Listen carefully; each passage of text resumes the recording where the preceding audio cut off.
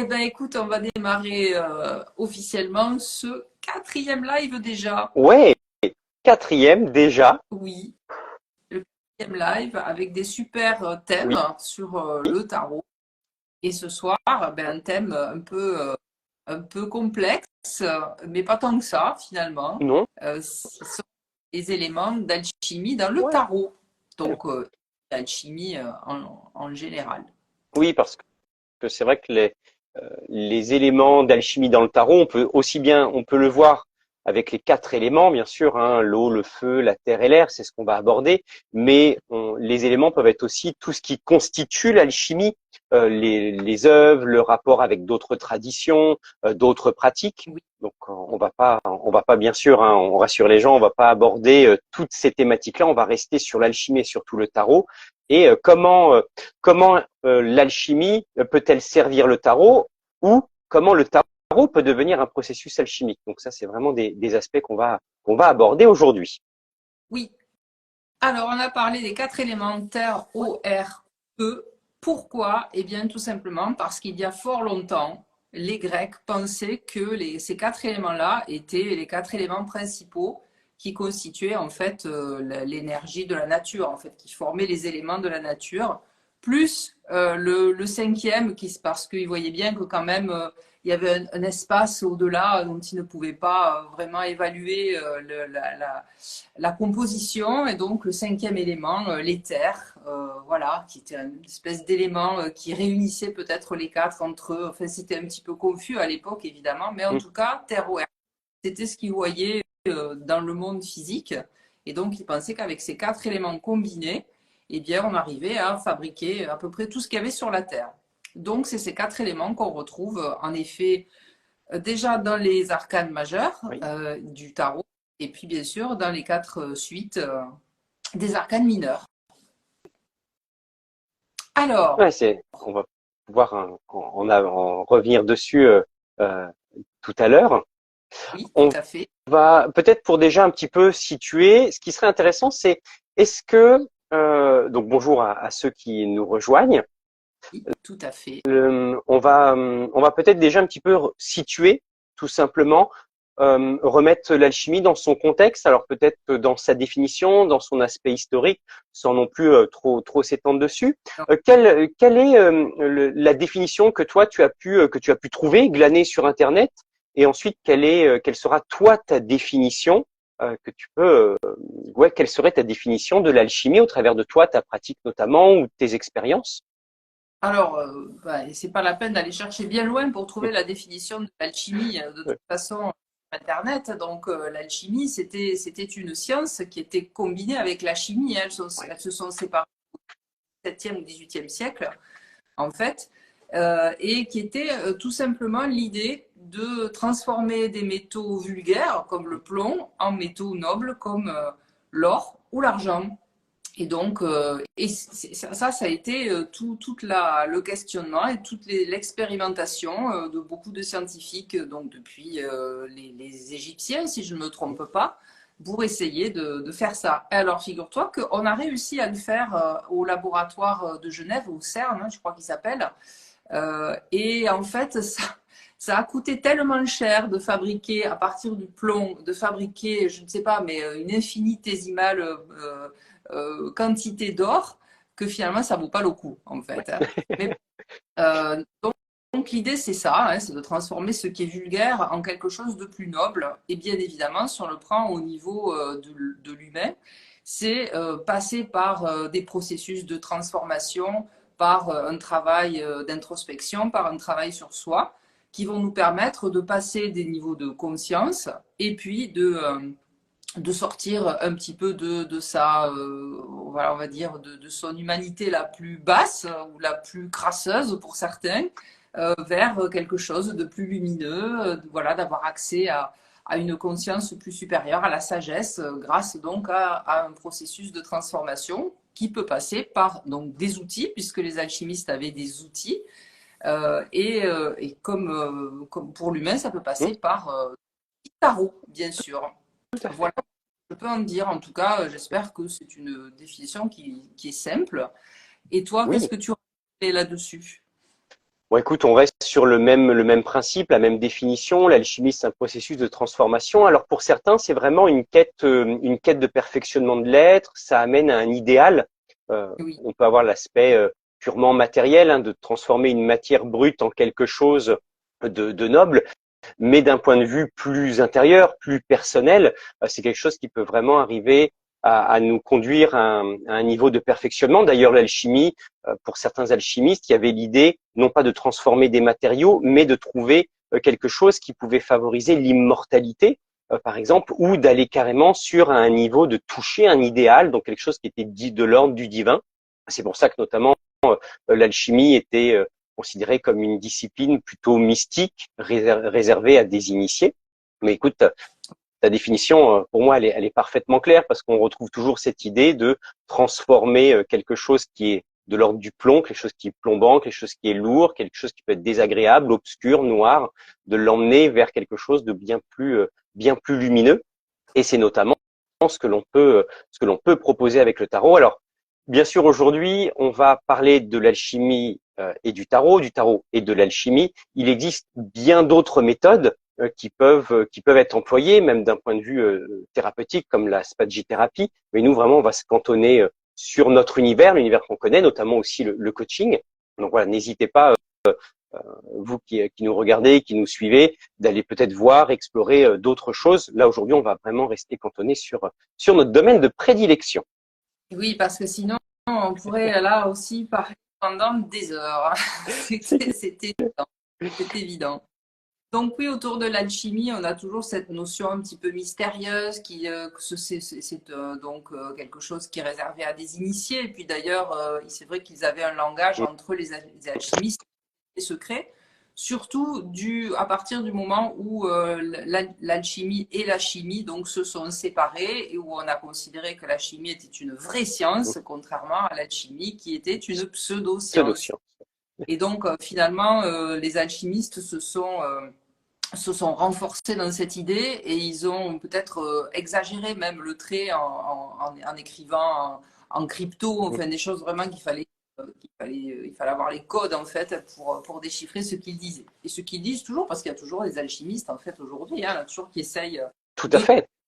transformer le plomb en or. Ouais, alors peut-être que c'est compliqué que de se transformer soi-même, quoique Oh. je pense que le processus de transformation de l'homme de matériaux vulgaires à un matériau plus noble est très compliqué aussi. Ça Oui, peut prendre de temps.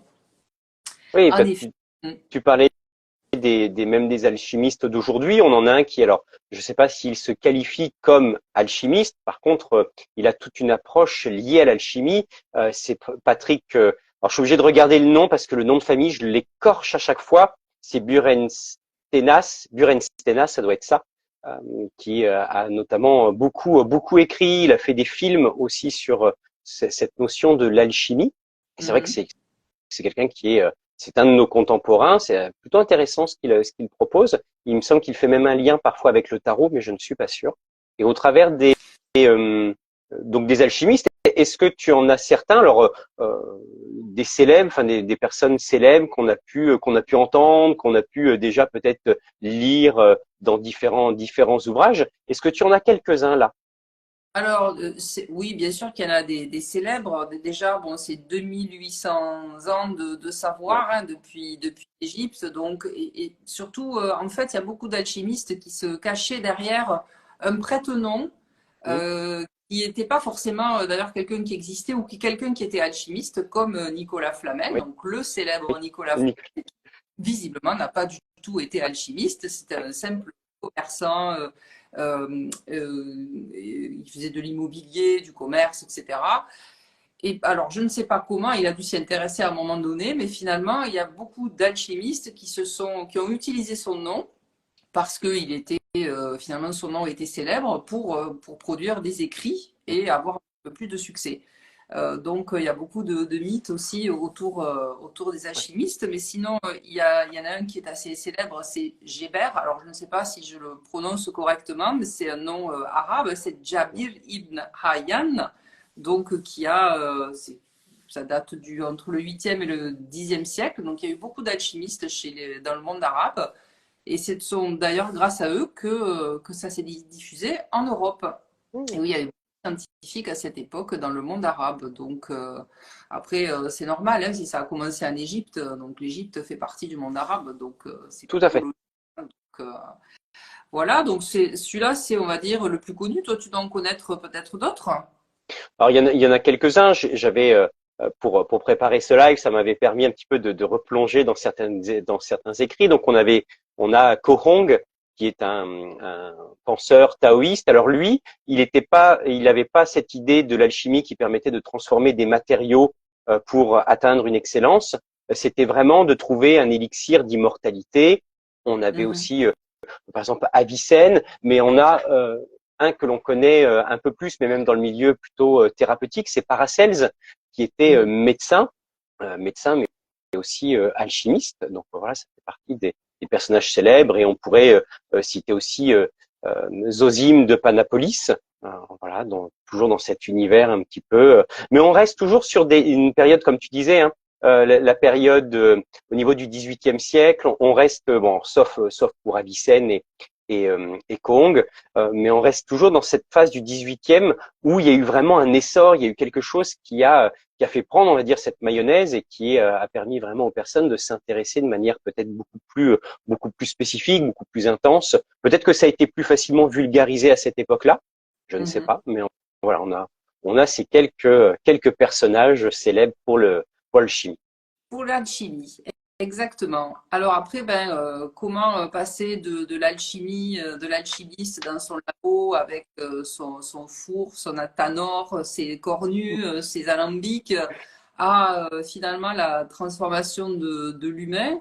On peut dire que c'est quand même grâce à Carl Jung, le Oui, tout à fait. psychanalyste, puisqu'en fait, lui, il s'est intéressé à l'alchimie pour faire une comparaison entre cette transmutation donc des métaux et la transmutation de l'être, donc qui va atteindre la connaissance profonde de soi et une espèce de sagesse finalement. Donc ce processus-là, qui va utiliser d'ailleurs les quatre éléments, on lui doit en fait d'avoir intégré, on va dire, la psychologie, la psychanalyse dans l'alchimie. Oui, c'est à lui qu'on doit un petit peu je dirais pas cette vulgarisation, mais au moins d'avoir cette notion de l'alchimie. Et dans certains ouvrages, certains évoquent bien l'idée qu'il y a certes une alchimie qui est exogène, qui est vraiment tournée vers l'extérieur. On va travailler des matériaux, mais au fur et à mesure, l'alchimiste se rend compte que le fait de travailler à l'extérieur de lui, ça amène aussi toute une nouvelle dynamique, ça amène une transmutation, une transformation intérieure. Donc on rentre dans un procédé plus endogène.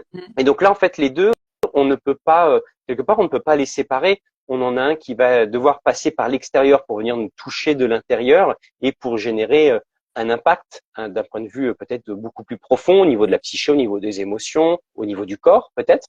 Et c'est notamment des notions qu'on va retrouver aussi dans l'alchimie taoïste, notamment le Neigong, où là, on va vraiment faire en sorte d'unir ce qui paraît opposé. On va travailler avec les mouvements, la circulation de l'énergie, le souffle notamment. Dans les exercices, il y a l'orbite microcosmique qui permet aussi cela. Donc, il y a toute une philosophie dans le taoïsme avec laquelle on va travailler pour vraiment amener cette alchimie, cette transmutation, cette transformation intérieure, toujours avec l'idée d'une longévité, c'est-à-dire de faire en sorte de vivre dans des bonnes conditions, faire en sorte de préserver son équilibre mental, émotionnel, préserver sa vitalité aussi. Tout à fait. Alors, pour en revenir à Jung, parce que ben, moi, évidemment, je suis très intéressée par tout ce qui est psychologie et puis tarot, psychotarot, hein, Oui. beaucoup. Donc lui, en fait, transformer le plomb en or, pour l'humain, c'est, alors selon lui, hein, c'est libérer le soi divin du chaos indifférencié de l'inconscient humain. C'est vrai que l'inconscient humain, on peut le comparer à une espèce de magma en fusion, hein, d'ailleurs. Mm. Voilà, à l'intérieur de nous, on a cette espèce de masse informe, brute, en fait, qui nous fait agir, d'ailleurs, souvent de façon incompréhensible, hein. Oui. Et puis, en fait, c'est en extraire quelque chose de lumineux. Et donc, comme il l'indique souvent dans son travail, c'est faire ce travail de l'ombre comme un peu Mhm. l'alchimiste, c'est vrai, dans un eau qui était enfermé à la lueur de son four, aller vraiment chercher ces zones d'ombre dans notre inconscient, donc en nous, voir ce qui en fait n'est pas très joli et le mettre en lumière pour le transformer, pardon, en quelque chose qui soit plus compréhensible déjà par nous. Et puis voilà, par exemple, toutes ces pulsions qu'on peut avoir, des fois de jalousie, même d'envie de frapper, d'être violent, tout ça, du moment qu'on l'interroge et qu'on le fait remonter à la surface, on peut le transformer en une énergie qui soit plus positive, donc en or, en tout cas. C'est très joli comme image. Oui. Bon, après, on a, c'est vrai que tu parlais de la psychologie et on a souvent le lien quand on parle du tarot et de l'alchimie. Certains font le lien avec le topic de Freud, avec le moi, le ça et le surmoi. Donc certains ajoutent cela dedans, ce qui permet aussi une autre perspective de travail. Mais on n'a pas que ces possibilités-là. En associant alchimie et tarot, certains vont aller explorer l'univers de la Kabbale et plus particulièrement les lettres hébraïques. Donc, on a de nombreux ouvrages où certains auteurs se sont un petit peu intéressés aux liens qui pouvaient exister entre les 22 arcanes majeurs et les 22 lettres hébraïques et de leur générer une certaine forme de concordance, parfois avec certains éléments qui sont totalement pertinents, parfois un petit peu moins. Bon, c'est pas le sujet du jour, mais au moins on se rend compte qu'il y a vraiment une diversité dès qu'on parle de l'alchimie, une diversité dans les méthodes qui peuvent être employées et surtout l'ouverture que peut nous permettre le tarot en utilisant l'alchimie en tant que moyen de transformation. Alors, jusqu'à présent, j'espère que c'est clair. Je ne sais absolument pas qui est sur le live parce que j'ai l'impression qu'il y a des gens qui sont venus puis repartis. Donc, je n'ai aucune idée de qui est là. Donc, si vous avez bien sûr des questions ou des remarques ou évidemment des ajouts à faire à ce qu'on est en train de dire, eh bien, faites-le au travers du chat et nous nous ferons plaisir de vous répondre, en tout cas dans la mesure de nos connaissances, bien entendu. Alors, est-ce qu'on commence à parler des éléments présents dans le tarot au niveau alchimique? Ouais, je pense qu'on peut vraiment se lancer dedans. C'est la thématique du jour, ce rapport aux éléments. Donc, écoute, tu avais parlé tout à l'heure de l'eau, du feu, de la terre et de l'air. Donc, Oui. est-ce que ce sont des éléments qui donc vont trouver une correspondance dans les arcanes majeures et aussi les arcanes mineures. Et est-ce qu'il y a des petites distinctions entre les écoles? Est-ce que toi, dans ta pratique, tu as pu remarquer parfois certaines différences, certaines approches qui peuvent être variées quand on parle des éléments et du tarot? Alors, oui, ça c'est sûr que j'ai remarqué. Moi, je me tiens à ce que j'ai appris au départ parce que ça me convient déjà. Bon, après, c'est toujours intéressant de voir comment certains associent, en tout cas, les suites mineures aux éléments. Oui. Et moi, je reste sur la suite des bâtons associée au feu, la suite des coupes associées à l'eau, la suite des deniers associés à la terre, et il m'en manque la suite des épées, bien sûr, associées à l'air. Voilà, moi je l'ai appris comme ça, donc je préfère rester là-dessus. Je trouve que ça va bien. Et il y a aussi donc des correspondances au niveau des arcanes majeurs Mhm. entre feu qui peuvent être associés aux quatre vertus cardinales qui sont donc la justice, la tempérance, la force et la prudence. Alors, la prudence, si vous nous suivez, je vous invite à nous dire, ah ben alors, il n'y a pas de carte qui s'appelle la prudence, alors laquelle est-ce? Donc, mettez-nous, avant que je peux répondre, évidemment, dans le chat, quelle est la carte qui, pour vous, correspondrait à la prudence, puisque les autres, elles ont leur nom. Donc, en fait, sur la carte de la force, par exemple, elle va être associée au feu, donc à l'élément feu. Pourquoi? Ben parce que le personnage est associé à cet animal qui visiblement est un lion. Hein, donc là, on s'est mis d'accord pour dire que c'était un lion, donc qui est un animal de feu. Donc en fait, la force, c'est ce qui va aussi nous inspirer, ce qui va nous motiver, ce qui va être l'élan de vie. Et puis pour justement maîtriser cette force et pour en faire quelque chose de positif, il faut faire comme le personnage ici, c'est-à-dire maîtriser cet animal qui est en nous, maîtriser nos pulsions. Sinon, eh bien, si on ne le fait pas, on va être géré par nos instincts, comme les animaux d'ailleurs, ou va être par nos pulsions, ou alors on va les bloquer et ça va être peut-être encore pire parce que ça va exploser n'importe comment.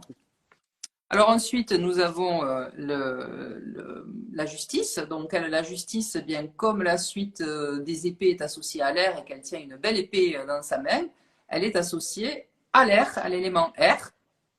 D'abord parce que les épées, lorsque ça fend l'air, ça fait du bruit, donc on peut facilement l'associer à cet élément. La balance aussi qui oscille donc dans l'air comme ça.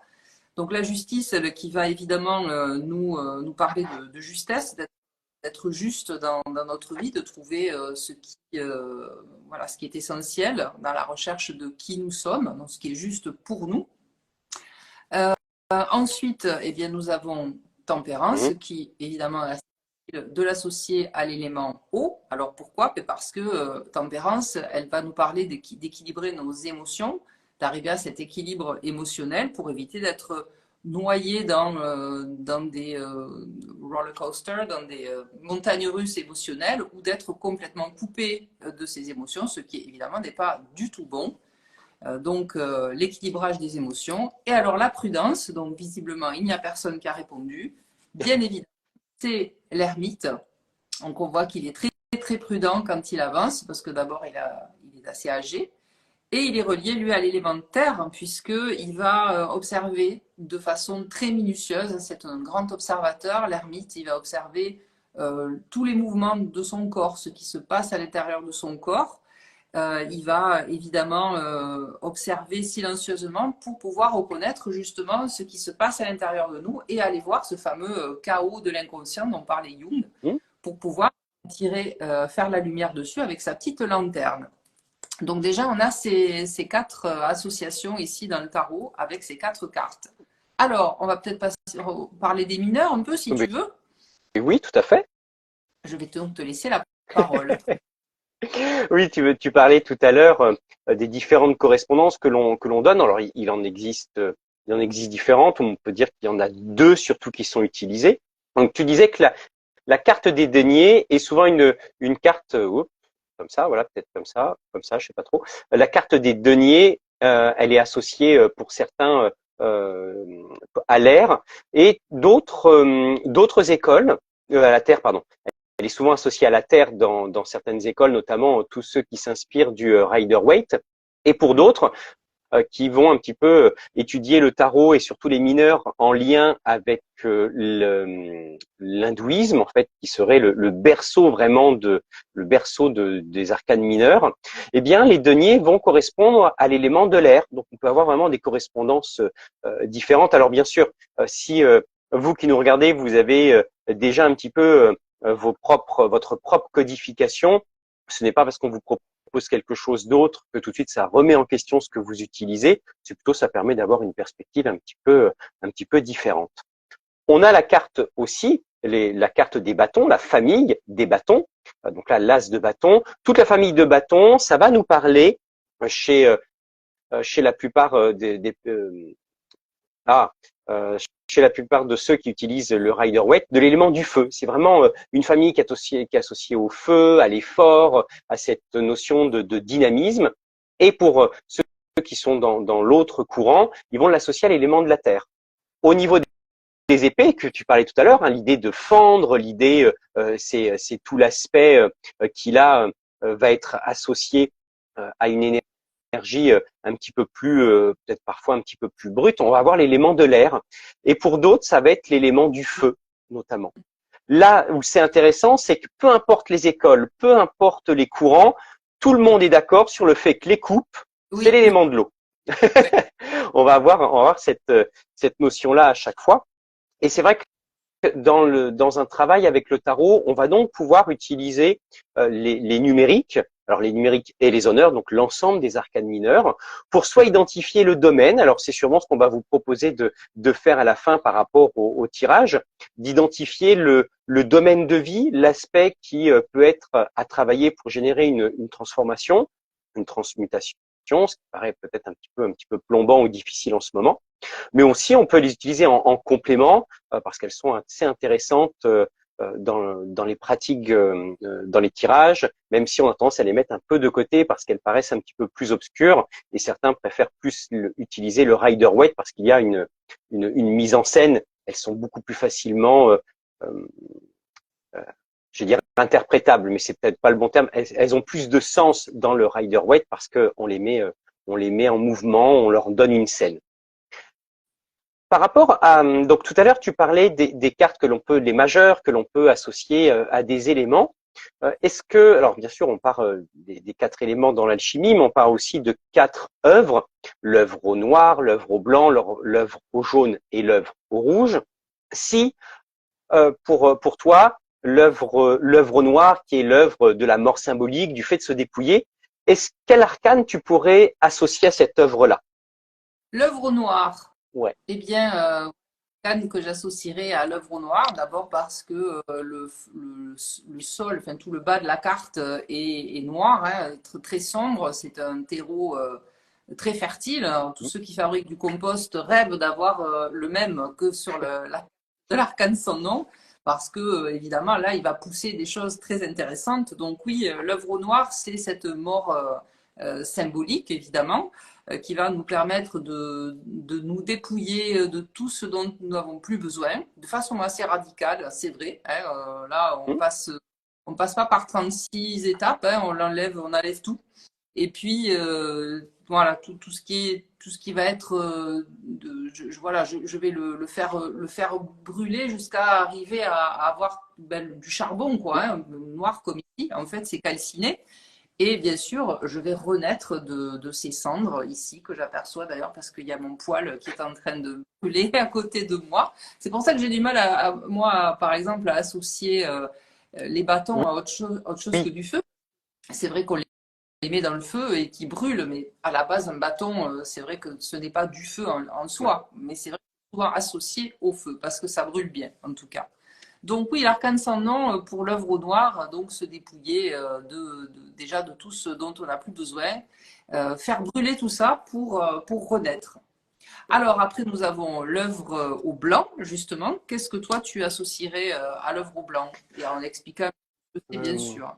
Alors, l'œuvre au blanc, c'est le moment où l'ego cède la place à l'âme, et en gros, c'est la réunion de ce qui est opposé. Principe masculin, féminin, yin-yang. Alors, certains vont lui associer deux cartes, par exemple l'empereur et l'impératrice. Je suis pas nécessairement en accord avec cette idée parce que c'est quelle est la carte qui pourrait représenter cette œuvre au blanc. Moi, j'irais vraiment sur la tempérance, qui est vraiment cette idée d'unir ce qui peut peut-être parfois un petit peu opposé, qui fonctionne de manière un peu différente, de faire en sorte d'amener une certaine forme de cohésion, de retrouver une harmonie. J'associerais bien voilà, l'œuvre au blanc à la tempérance.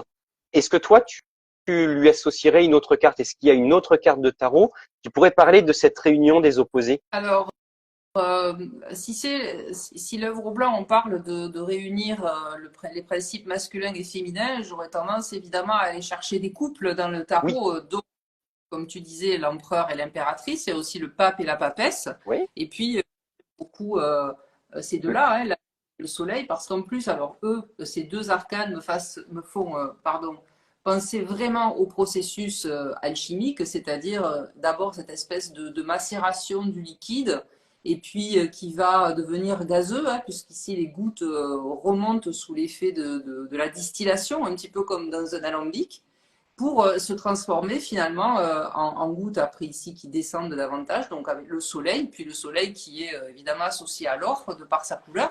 Donc déjà ces deux associations ici, puis bon, le soleil de toute façon c'est un principe masculin et la lune féminin. Donc je verrais bien ces deux astres en tout cas pour l'œuvre au blanc. Et d'autant que c'est vraiment intéressant ce que tu évoquais parce que avec ces trois couples, empereur, impératrice, pape, papesse, et enfin lune, soleil, c'est comme si on montait crescendo dans cette œuvre de transformation et d'union des opposés, d'un point de vue très personnel, très matériel, d'un point de vue un petit peu plus spirituel, et enfin d'un point de vue totalement archétypal. Donc c'est intéressant de voir aussi cette idée d'une progression euh, par rapport au couple qu'on pourrait représenter avec l'œuvre au blanc. Tout à fait. Tout à fait, Thierry. Et, et donc ensuite, pour l'œuvre jaune, c'est Oui, pas, en plus c'est souvent une œuvre qu'on a tendance à squeezer parce qu'on parle uniquement des 3 œuvres dans l'alchimie, mais en fait on en a 4. Donc l'œuvre jaune, quel serait l'arcane que tu pourrais lui associer alors, en sachant que je vais, je c'est l'œuvre qui permet d'intégrer le sacré dans la chair, vais- passer, on pourrait dire, de la lumière à quelque chose qui est plutôt lumineux, ok, plutôt sympathique. En gros, c'est comme si on passait de la lumière artificielle à la lumière naturelle. Donc, on passe de quelque chose qui est certes lumineux, mais qui n'est pas aussi important pour nous. Et là, on atteint la lumière dorée, la lumière absolue. Alors, je l'ai cherchée, la voici. Donc, voici la carte qu'on pourrait associer à l'œuvre au jaune. Donc, intégrer le sacré dans la chair. Donc, ici, la maison de Dieu, déjà avec le nom de la carte. Donc, la maison de Dieu, qui nous permet en effet on va dire, ce contact avec le divin. De par le haut de la tour déjà qui est, alors je sais pas, décapité ou qui saute de joie, cette espèce de plumeau divin qui vient nous toucher dans les pierres couleur chair d'ailleurs. Alors, elles ne sont pas toutes couleur chair, mais beaucoup quand même, en majorité, la carte enfin, je vais dire de l'arcane sans nom, donc de la maison de Dieu est plutôt couleur chair, donc cette incarnation en effet. Et puis, bon, quand on passe de la lumière blanche de l'âme, eh bien ici, voilà, l'âme qui est représentée par ici, on va dire, par la couronne.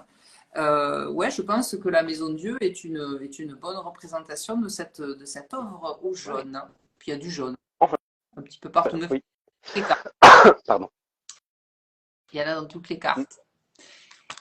Et puis, c'est bon pour Oh, toi? Ou si tu veux oui, c'est ajouter bon. quelque J'ai juste un chat dans la gorge. chose? Ah ben oui, ben, écoute, bois un petit coup.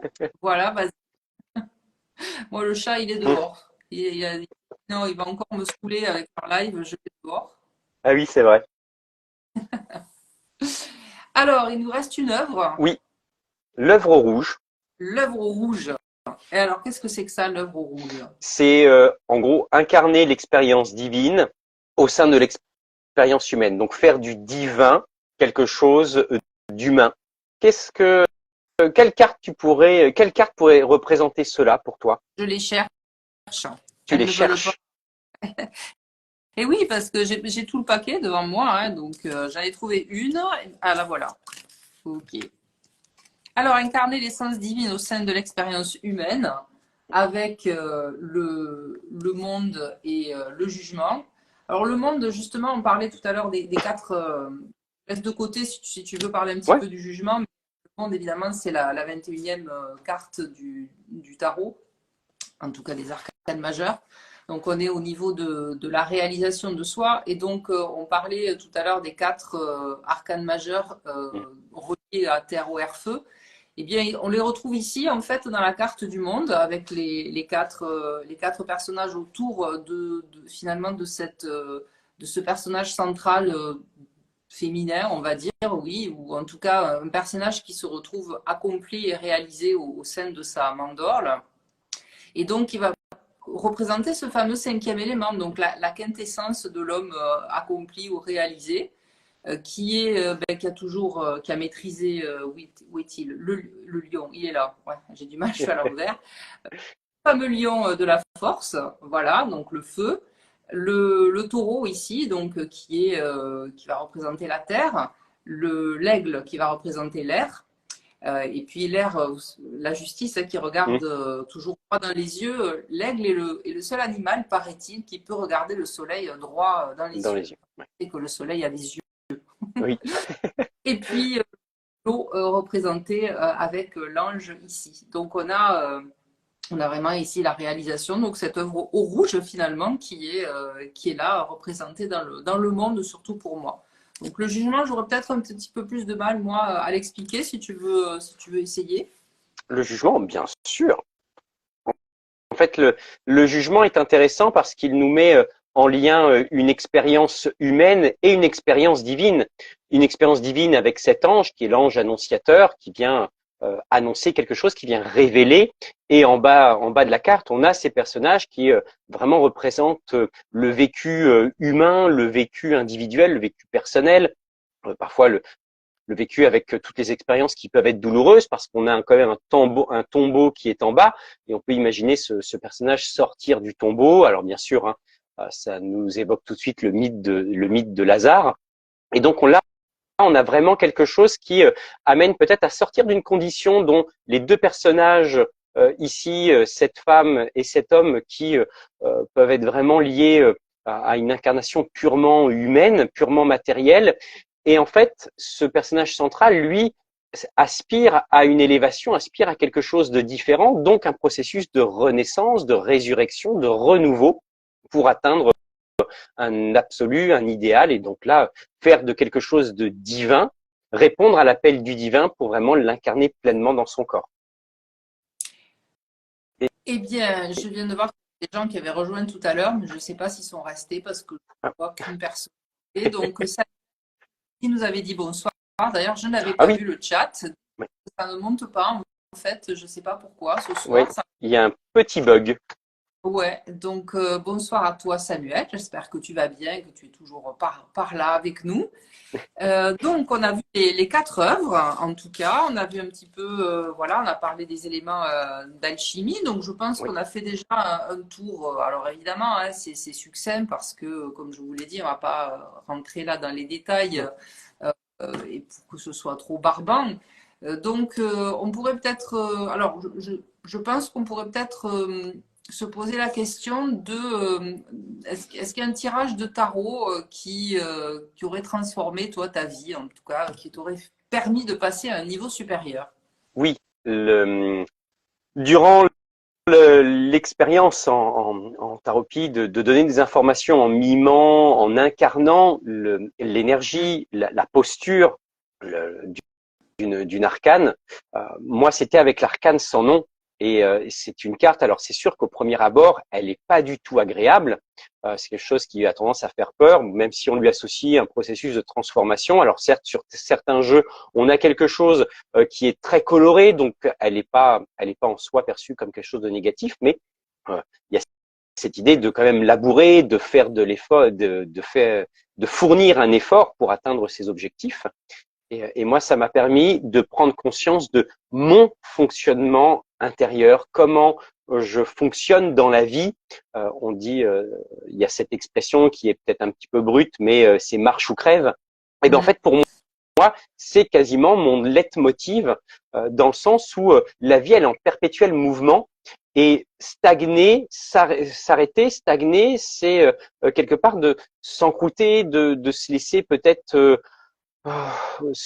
se mettre dans un état qui n'est pas du tout agréable, enfin tout du moins pour moi, qui ai besoin d'être en mouvement, de challenge, et c'est même lorsqu'il y a quelque chose qui est difficile, qui peut même handicapant, qui enlise, comme on peut le voir, parce qu'on ne distingue pas son pied. Son pied, on peut imaginer qu'il est complètement enfoncé dans le sol. Eh bien, cette idée de continuer à avancer, de fournir des efforts pour atteindre un objectif, pour ne pas se laisser trop à atteindre. Et puis avec cette idée de l'identité, du dépouillement, bah même quand on nous a dessapé, quand on nous a enlevé ce qui pouvait nous paraître essentiel, il n'empêche que l'on peut toujours avancer et on a un objectif. Donc c'est vraiment une carte qui, moi, m'a permis vraiment de prendre conscience de mon fonctionnement et de surtout pourquoi j'avais autant de ressources euh, face aux difficultés, face aux épreuves et cette dynamique de constamment avancer et face je pourrais dire oui, face à certaines épreuves, quelqu'un qui tombe dans la rue, enfin quelqu'un qui d'un coup un arrêt cardiaque ou gérer le décès de quelqu'un, c'est quelque chose qui est naturel pour moi. Je ne vais pas me laisser polluer par l'état émotionnel. Il y a un objectif, je m'y tiens, on y va, parce qu'il y a besoin de tenir bon pour faire face. Donc c'est vraiment une carte qui représente bien mon fonctionnement. Et toi, est-ce que ah oui, pardon, tu voulais rajouter quelque chose? Je rebondis juste parce qu'en fait, quand tu as dit marche ou crève, ça m'a fait Oui. penser à mon qui a donc maintenant 93 ans et qui un jour, bon, parce qu'il aime bien venir discuter avec nous. Et une fois, il nous avait dit, oh là là, moi de toute façon, il faut que je me lève tous les jours, que j'ai un objectif, sinon je vais crever. Alors, c'est bien que de toute façon, à son âge, il est évident que dans l'ordre des choses, il a Mmh. Donc, malgré tout, et pourtant il bougonne à chaque fois qu'il vient nous voir, il dit, je le sais, c'est la fin, j'en peux plus, machin, mais quand même il se lève, justement, et il a cette dynamique de l'arcane sans nom, hein, parce que c'est une carte dynamique, et qui fait, voilà, il se met en Ouais. mouvement, et en fait, ça le maintient en vie, Ok. il en est tout à fait conscient. Ça, plus les objectifs qui sont pas très élevés. Enfin, voilà, Oh, c'est d'aller de venir cultiver son jardin, d'aller un peu voilà, s'occuper autour de la maison, de la terre. Donc voilà, mais c'est quelque chose qui lui tient à cœur et qui le fait se lever tous les matins. De toute façon, moi je m'aperçois là quand tu parles que j'aime en fait beaucoup toutes les cartes un peu compliquées et dynamiques mm. du tarot, l'arcane sans nom, le diable aussi qui est plein d'énergie. Ouais. J'aime beaucoup le mat, donc je m'y reconnais beaucoup là, ce personnage tête en l'air comme ça, qui avance et qui y va malgré les obstacles. Enfin, d'ailleurs, il ne les voit même pas. Non, tout à Donc fait. c'est vrai que ces cartes qu'on peut trouver un peu compliquées ou alors farfelues, oh bah non, moi je préfère l'empereur parce que l'empereur, moi, il sait où il va, hein, Ouais. il y a de la structure. Que bon, le mat, voilà. Ben si, moi j'aime bien. Donc moi, oui, pour répondre à ta question que tu n'as pas posée, qui l'amène, Oui. un tirage de tarot a transformé ma Mm. vie. Alors, transformer, en tout cas, pas d'un coup. Pas d'un coup, mais ça me trotte régulièrement dans la tête. C'est lorsque j'ai fait mon thème de naissance avec le tarot, grâce à un cours que j'avais suivi avec Sébastien Michel, donc le célèbre tarologue canadien. Donc, il nous avait appris Mm. grâce à de subtils calculs, mais pas trop compliqués, parce que j'ai réussi à les faire, à calculer notre personnalité profonde. Bon, il y a d'autres choses qu'on peut regarder, Mm. évidemment, avec le thème de naissance, mais ma personnalité profonde, il se trouve que c'est l'ermite. Alors, sur le coup, je me suis dit, moi qui aime bien justement les cartes dynamiques, Ouais. comme je te l'ai dit, et puis, qui suis quelqu'un quand même qui bouge beaucoup, qui est plutôt une énergie feu, justement, c'est-à-dire toujours dans l'action, un peu trop. Quand je dis, je me suis vue avec en personnalité profonde, Ouais. c'est-à-dire celle que je dois aller chercher et développer, et par ce processus alchimique, ben, faire naître, c'est l'ermite. Ben, je me suis dit, alors, ok, bof. Et puis, à force finalement d'y réfléchir, oui, ça fait sens parce que l'ermite, c'est quelqu'un qui adore. Enfin, c'est même pas qu'il adore, c'est son but dans la vie d'aller chercher la petite bête en fait, hein, de Mm. faire un travail de prospection toujours plus profond. Il va creuser même s'il n'a pas de pioche. Il a une lanterne, donc il va vraiment chercher tous les petits recoins s'il n'y a pas quelque chose qui s'y cache. Et ça, vraiment, c'est quelque chose que j'aime faire, voilà, que ce soit pour moi ou que ce soit avec mes clients les pousser un peu dans la recherche de ce qui les perturbe, pas rester en surface, donc ça j'aime pas. Et puis, comme je suis en fait très impulsive, en fait je suis un énéatype 1 hein, dans l'énéagramme, donc le centre qui m'anime en fait est un centre instinctif, donc j'agis beaucoup sur l'instinct. Et ça m'a évidemment permis d'avancer, mais ça m'a aussi causé quelques soucis. Hein, je réfléchis après, Ouais. souvent. Donc, en fait, de me dire, ben, l'ermite, il t'invite, lui, justement, à aller chercher cette partie de toi qui a besoin de ralentir souvent, de plus en plus souvent, pour voir les choses avec plus de clarté, pour prendre de meilleures décisions. Donc, ça, je pense que ça m'a marqué. Ouais, effectivement, ça a Ouais. été. Et c'est ce processus, en fait, que c'est cette transformation vers l'ermite. Alors, j'espère pas trop physiquement, parce que sinon, je vais me retrouver une barbe.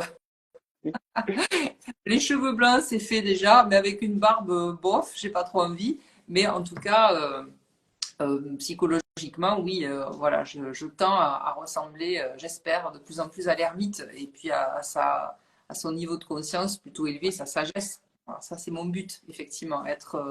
Être sage, mais ça ne veut pas dire sage comme une petite fille, quoi. Oui. C'est vraiment atteindre un niveau de conscience qui me permette déjà de mieux gérer de mieux en mieux mes émotions, de ne pas être atteinte dès que quelque chose se passe, de arrêter de prendre les choses personnellement, d'être moins dans le jugement. Tout ce dont on parle Mm. lorsqu'on rentre dans le monde du développement personnel, mais qui est vrai, ferait de ce monde un monde Oui. meilleur, hein, si tout le monde tendait vers ça. Voilà. Voilà pour en tout cas, moi, ce processus alchimique pour moi, pour ma part. Et d'ailleurs, ça va me permettre de rebondir sur cette notion du processus alchimique. Tu parlais de ton activité où ton objectif, c'est pas de rester en surface, mais d'aller titiller, d'aller en profondeur. Et là, on a vraiment la définition même du tarot, c'est-à-dire qu'il nous permet un processus alchimique. Alors bien sûr, si on l'utilise dans le sens de la voyance, de la projection sur l'avenir, tout l'aspect prédictif, on n'a pas nécessairement cet aspect-là qui va se développer, qui va s'animer, qui va se manifester. Par contre, dès qu'on va l'utiliser, alors que ce soit au travers du coaching ou au travers de la taropie notamment, avec ce triptyque que l'on utilise, qui va structurer toute la séance, on va faire d'une situation qui est plombante quelque chose qui peut servir de ressource ou qui peut amener à un autre objectif. Et ce qui est aussi intéressant dedans, c'est de se rendre compte qu'une problématique peut être entachée par d'autres choses dont on n'a peut-être pas conscience sur le coup, mais une problématique financière peut être liée aussi à un vécu personnel, à un rapport au professionnel, bien entendu, mais il peut y avoir aussi un contexte social. C'est vrai que si on reste en surface, on va juste être dans une interprétation, oui, ça va s'arranger dans 6 mois, trouver un autre travail, etc. Mais si on approche le tarot comme un processus, un procédé alchimique, là, on va aller un petit peu plus loin et on va fournir aussi les clés nécessaires pour que la personne puisse prendre conscience. Mais alors, tu me diras si je me trompe, mais alors, moi, dans mon approche, est-ce que toi, dans le coaching, c'est la même chose ou dans ton accompagnement en clientèle, mais l'idée, c'est d'accompagner la personne, de ne pas faire à sa place et de ne pas non plus forcer, parce que l'idée, c'est elle-même, elle est un laboratoire. Le laboratoire, c'est sa conscience, c'est son corps. Donc, dans ces cas-là, c'est de lui donner des clés, des outils, les matériaux nécessaires, comme on peut le voir en alchimie, des matériaux pour qu'elle puisse progressivement prendre conscience et générer cette eureka, par exemple, pour amener vraiment une transformation. Et on a derrière ça tous les accompagnements, des tirages de coaching, etc., de conseils pour aider un petit peu à bien nuancer et donner toutes les clés pour qu'elle puisse se cheminer. Est-ce que toi, c'est aussi quelque chose que tu utilises notamment dans le coaching? Alors, donner des clés, bien sûr, à des moments donnés du processus de coaching, qui est un processus d'accompagnement d'un client d'un point A à un point B, hein, c'est-à-dire il a un objectif qu'il veut atteindre, qu'on définit au départ du processus de coaching. Je lui donne des clés à certains moments, quand vraiment la personne est coincée. Et quand tu dis donner des clés ou des ressources, en fait, on part du postulat que la personne, elle a toutes les Oui, ressources et toutes les clés en elle. Et donc, le coach, en fait, le coach tarologue, comme je suis, en fait, va simplement l'aider à les sortir d'elle, en fait, ces ressources. Parce que sinon, autant alors appeler un consultant. ouais, Hein, donc là, je vais en profiter pour faire la différence bien nette entre un coach et un consultant. Un consultant est un expert dans un domaine. Donc, tous ceux qui se déclarent coach là sur les réseaux sociaux, je suis coach en Instagram, coach en ceci, coach en cela, en fait, non, ce sont des consultants, c'est-à-dire qu'ils sont experts dans leur domaine et qu'ils vont vous aider à développer à vous-même une expertise dans ce domaine. Donc, ils vont vous conseiller, en effet, ce sont des conseillers. Et d'ailleurs, dans les domaines politiques, par exemple, ou du business, ces personnes se font payer très très très très cher puisqu'ils sont censés avoir une énorme expertise dans leur domaine, encore une fois. Donc le coach, lui, c'est le contraire. En fait, le coach, avec son client arrive, le client est son héros. Le coach est tout à fait naïf et on n'a pas, absolument pas besoin de connaître le domaine, par exemple, dans lequel la personne travaille, s'il vient nous trouver pour une problématique professionnelle. Absolument pas. On n'a absolument pas besoin de connaître le domaine professionnel par cœur. On peut évidemment se renseigner un petit peu pour coacher la personne. Parce qu'on va l'aider simplement à mettre à jour les ressources qu'elle a et qu'elle n'arrive pas à développer parce qu'il y a des blocages dus à des croyances, des choses qu'on a héritées, voilà, on le sait, des parents, des grands-parents, etc., qui bloquent l'accès à ces ressources. Donc nous, on est là en fait pour le coach pour accompagner cette personne à avoir ces fameux eureka, ces fameux insights, comme on dit aussi en coaching, c'est-à-dire tout d'un coup, ah mais oui, comme ça, mais c'est bien sûr, la solution, je l'avais. Pourquoi j'ai pas pensé? Alors que si, évidemment, on donne une solution toute prête, enfin moi j'ai tellement suivi de formations avec des soi-disant coachs qui étaient donc des consultants, j'ai jamais pu appliquer leur méthode parce que ça ne me convient pas. Je parle souvent entre autres des formations pour les réseaux sociaux. Ça ne me convient pas, tout simplement. Je comprends très bien ce qu'ils veulent me dire. Pas de problème, je suis pas idiote. Je vois bien, je sais très bien ce qu'il faut mettre en place, mais il y a plein de choses, ça ne me convient pas. Donc, je sais que ça marchera pas pour moi. Voilà. Donc, ça, c'est en effet la grande différence quand vous venez me voir, en tout cas pour une consultation de tarot au coaching, ou voilà, tout le processus de coaching sur plusieurs semaines. Je ne vais pas vous asséner des manières de faire. Donc on va chercher en fait à deux la meilleure façon pour vous d'atteindre l'objectif qui aura été fixé au départ. Voilà. Ok. Oui, ce qu'on va retrouver aussi, notamment en taropie, où l'idée, c'est de faire des propositions et surtout de mettre toujours en nuance, c'est-à-dire qu'est-ce qui va se passer si on choisit telle démarche, qu'est-ce qui ne se passera pas, quelle est l'attitude, quels sont les conseils, quels sont les déconseils que l'on peut retrouver. Il y a vraiment cette idée de donner un petit peu tous les éléments nécessaires à ce que la personne puisse par elle-même ensuite agir et mettre les choses en place. Quand on utilise le tarot dans un coaching, en fait, nous, on sert de traducteur parce que la personne qui vient, tu vas lui montrer ça comme conseil. Qu'est-ce que tu veux qu'elle en fasse? Si toi, tu lui traduis pas, en fait, les Oui, symboles et le sens de la carte et surtout toi aussi, ce que tu peux y voir par rapport à la question que la personne a posée, elle va rester sans voix. Donc, en fait, on traduit la carte en langage humain, on va dire. Et puis aussi pour repréciser ce qu'est la taropie quand même, parce qu'il y a peut-être des gens là qui vont nous oui. écouter et qui se demandent de quoi on parle.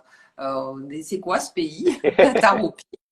Donc c'est une méthode mise au point par Kevin Meunier, à laquelle nous avons été formés, Jordan et moi, et d'autres personnes, hein, et que nous allons d'ailleurs vous enseigner à notre tour d'ici quelques temps. En tout cas, on le prépare euh, tous les deux pour la rentrée 2024 parce que c'est un peu long, c'est pas Oui. compliqué, non, mais long à mettre en place.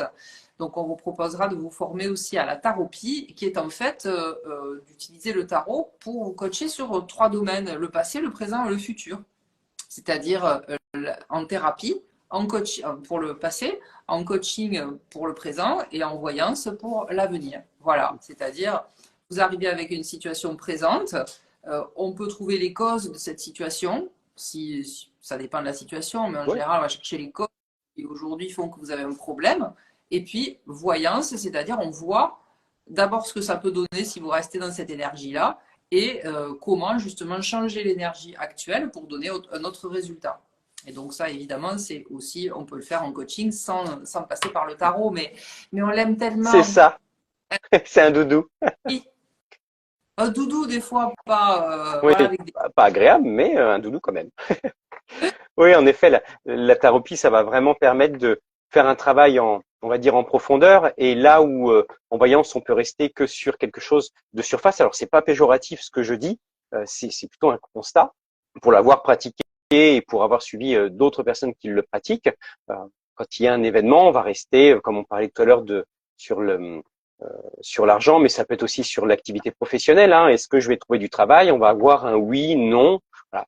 On peut rester vraiment que en surface. En thérapie, on va vraiment aller chercher plus en profondeur, c'est-à-dire est-ce que la personne a déjà des domaines de compétences, des domaines qui peuvent l'intéresser, qu'est-ce qu'elle met en place, qu'est-ce qu'elle pourrait mettre en place, qu'est-ce qu'elle ne devrait pas faire, est-ce que le secteur dans lequel elle est intéressant, et on peut à ça ouvrir, on peut ajouter à cela pardon, dans l'histoire de la personne, en fonction de ce qu'elle va nous dire, en fonction de ce qui va aussi ressortir dans cet échange, parce que c'est vraiment ça, c'est comme en coaching, on a vraiment un échange. L'autre n'est pas là juste pour écouter parce qu'on est dans une optique de parole d'évangile, c'est pas du tout le cas. On va proposer des choses, on peut se rendre compte que la problématique professionnelle est liée à un vécu personnel, à la famille, à quelque chose qui est beaucoup plus antérieur. Donc là, notamment les croyances, comme tu en parlais tout à l'heure. Donc c'est vrai que c'est quelque chose qui est global dans l'approche et dans l'accompagnement qui est proposé. Eh bien, écoute, sur ces bonnes paroles, et il y a personne ce soir, malheureusement, ben, ça arrive, hein, c'est ainsi. Je Écoute, c'est propose comme ça. ouais, un petit tirage entre nous, ben, Eh, on est là, donc autant le je faire. suis Et d'accord. voilà, moi j'aimerais bien savoir, par exemple, dans quel domaine exactement il serait bon pour moi d'appuyer le processus alchimique. Dans quel domaine? Ok. Dans Alors, ce que je te quel domaine? propose, attends, je vais recouper tout ça parce que voilà. Ce que je te propose, c'est d'aller de faire le tirage donc en une carte et le domaine, on va donc employer les mineurs, l'ensemble des mineurs, donc les les numériques et les honneurs pour voir un petit peu le domaine et surtout bah, qu'est-ce que ça peut nous amener. On peut déjà voir le domaine et peut-être des suspicions. Non, des propositions d'actions ou d'aspects qui seraient intéressants d'aller explorer. Donc, on va aller voir ça.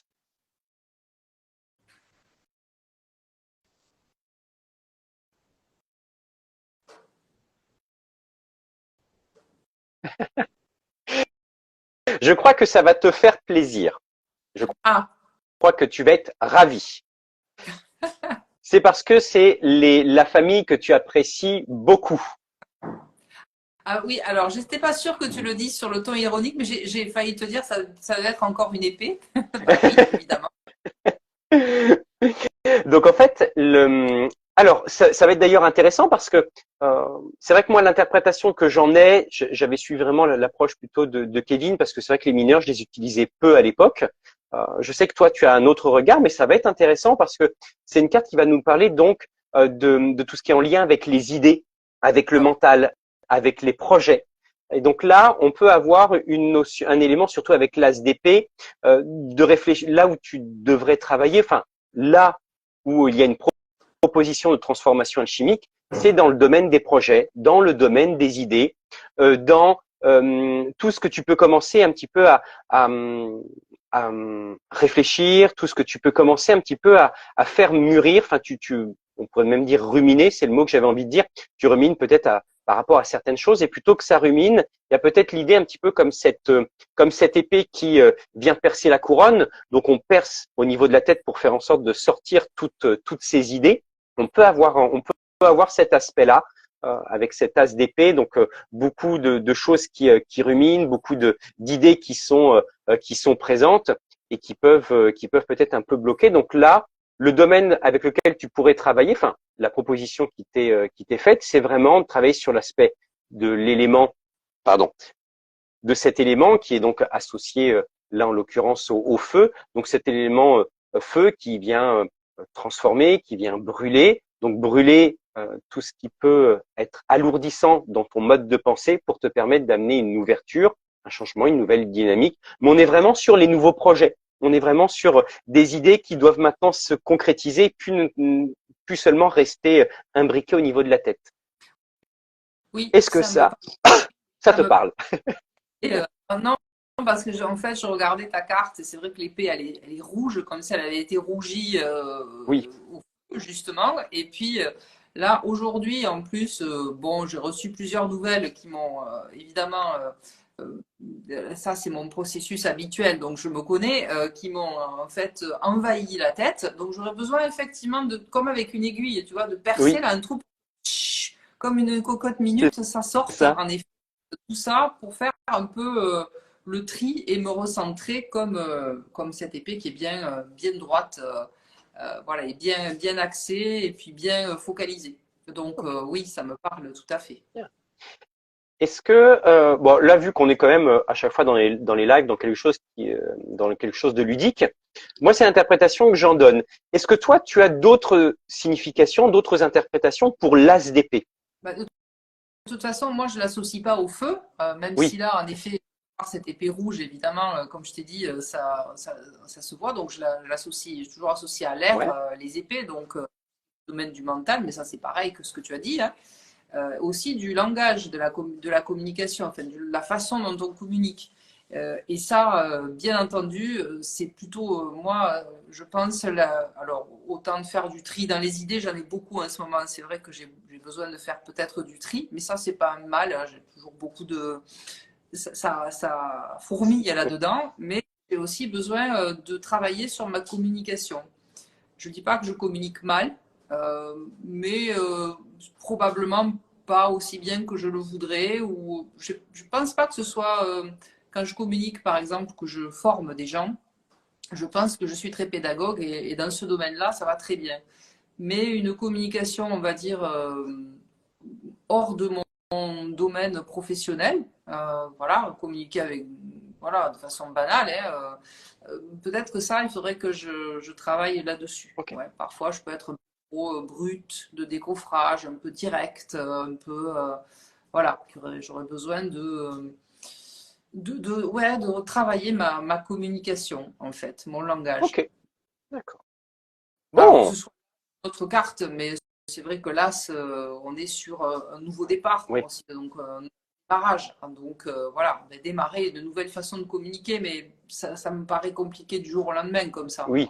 Déjà, moi, je rêverais d'avoir un conseiller en communication, par exemple, un consultant, Oui. voilà, qui me dit, toi, ta communication, ça tu gardes, ça tu jettes, on va la remplacer par autre chose. C'est difficile de s'analyser tout seul. Oui. Je vais regarder.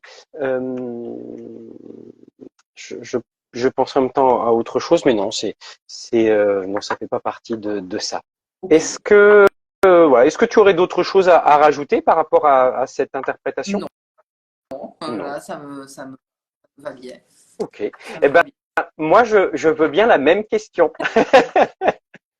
Quel serait le domaine dans lequel j'ai besoin de générer une transformation alchimique ou pour lequel je dois porter peut-être une attention un peu plus particulière? Allez, on se concentre et puis donc on va demander au tarot par quel domaine, en tout cas, il serait bon pour toi de faire œuvre au blanc, jaune, noir, rouge, c'est bleu. Et on va prendre celle-ci. Alors, qu'est-ce que c'est? Eh bien, ma foi, combien il y en a? 1, 2, 3, 4, 5, 6, 7, 8. Voilà, parce que c'est 8. le 8 deniers. Donc, on est dans le domaine des deniers. Alors, toi, je sais que tu as la terminologie de Pline, donc tu vas associer ça à Oui. l'air. Et moi, je l'associe à la terre, mais après, au niveau des Oh, significations, c'est les échanges, et puis c'est tout, les sous. Il y en a plein sur ouais. cette carte. Il y en a plein sur cette carte. Et le 8, alors pour moi, le 8, c'est un chiffre pair, comme tout le monde sait, Mm. c'est pas compliqué. Donc, les chiffres pairs, pour moi, ce sont des énergies qui sont assez lentes, Ok. justement. Donc, j'ai le sentiment que tu voudrais peut-être, justement, que le côté matériel, ça arrive plus vite, si tu veux, qu'il y ait plus de sous qui tombent dans l'escarcelle plus vite. Et l'idée que justement construire cette prospérité financière, eh bien, ça prend du temps et que tu as déjà fait beaucoup de choses d'ailleurs. Je pense que tu as une belle assise, hein. Donc on voit cette carte, elle est rectangulaire, mais ça fait partie du carré. Mm. Je veux dire, tu vois, Oui, tout à fait. ah, c'est ça, c'est massif. C'est une carte qui est massive. Donc, on voit que tu as déjà une bonne installation, une bonne base, et que ce qui serait bon pour toi de développer, c'est une certaine patience, comme l'élémentaire auquel moi je relis les deniers, hein, c'est-à-dire le 8 et la Terre, ce sont des énergies qui sont lentes, donc développer, travailler sur l'inverse de l'arcane sans nom, c'est-à-dire Ouais. rester planté là, à attendre les fruits de mon travail et apprécier en fait de regarder aussi ce qui est déjà ce qui a déjà fructifié plutôt que d'avancer en fait à fond la caisse parce que marche ou crève comme tu as dit tout à l'heure c'est violent quand même, hein, Oui. c'est-à-dire des fois si on s'arrête ça veut pas dire qu'on crève Oui, aussi, tout à hein, fait. ça veut dire qu'on observe ou qu'on tout simplement on prend le temps de se faire du bien Mm. aussi juste en respirant, en regardant le ciel, j'en sais rien, mais aussi de ne pas être en perpétuel mouvement, ça peut faire du Mm. bien. Donc toi, je dirais ça pour toi, voilà, travailler sur euh, l'immobilité et non pas Mm. l'immobilisme. C'est très différent. Ok. Voilà. Immobilité. Comment ça te C- parle, ce que je viens de dire? Ça fait écho. Écoute, c'est très parlant. Oui. Très parlant dans la manière de fonctionner, dans ce que je sens un petit peu arriver. dans le fait de devoir un petit peu changer son fusil d'épaule sur certains aspects. C'est parlant pour moi. Bon, eh ben, écoute, ce soir, on a utilisé les mineurs. Ouais, Alors, quoi?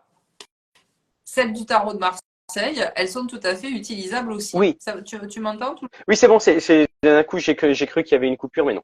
Oui, oui, parce que donc, évidemment, pour en revenir à des choses plus basiques, c'est vrai que les arcanes mineurs du tarot de Marseille rebutent en particulier les débutants parce qu'on n'y voit pas des scènes de vie comme sur le tarot Rider-Waite.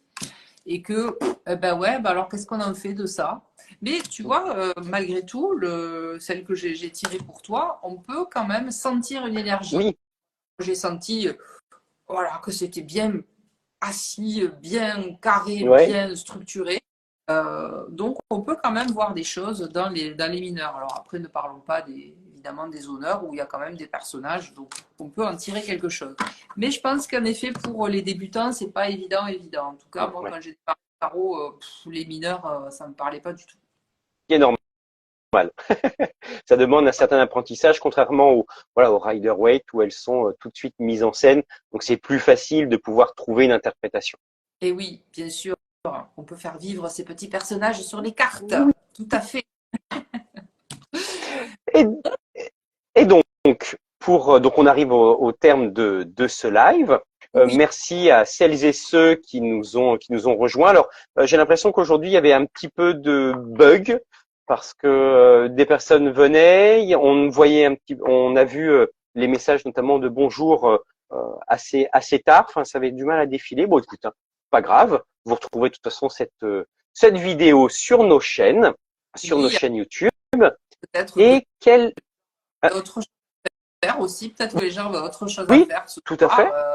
Ah ouais, c'est comme ça. Il y a des émissions qui nous intéressent et puis d'autres moins, Un hein, peu moins. aussi. C'est vrai que ça peut être logique, mais je pense que le sujet dans 15 jours risque d'être intéressant, d'être croustillant. Alors, le sujet, dans 15 jours, en effet, nous allons parler avec le tarot. Alors, attention, je ne parle pas d'utiliser le tarot comme un sextoy, quoique pourquoi pas, ça peut être une Pour innovation. Euh, écoute, Nous allons parler de sexualité dans le tarot. Voilà. Alors, évidemment, vous serez nombreux, j'espère, poser vos questions là-dessus ou à venir nous écouter. Voilà. En tout cas, eh ben, nous, on vous souhaite une très bonne soirée et puis on vous dit donc à dans 15 jours avec les mystères du tarot. oui. Bonne soirée à vous tous. Au revoir.